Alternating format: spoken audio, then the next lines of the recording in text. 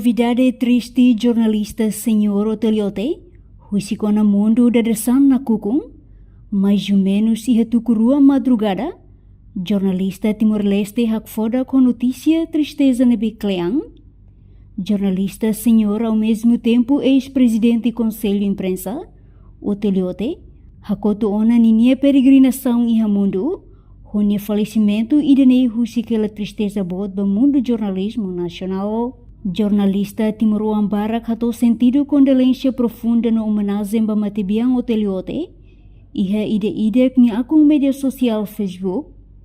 Matebiang conhecido laos date no dar jornalista ida, nebe iha experiência barak iha mundo jornalismo niang, niamos no dar mentor no mestre ba jornalista Timor Barak, nebe ohin lorong halau profissão hanesan jornalista profissional.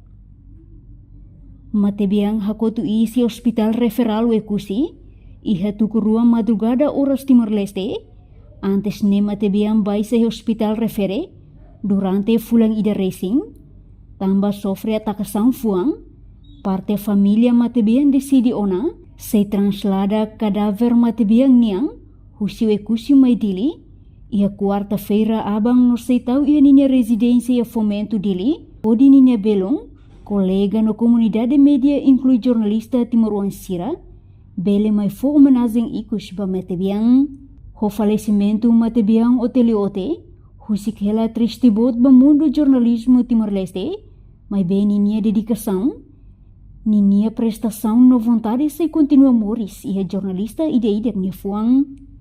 Liu jornalista nebe hetang sucesso li husi Matebiang dedicação. Equipa Timor Post, televisão Timor Post.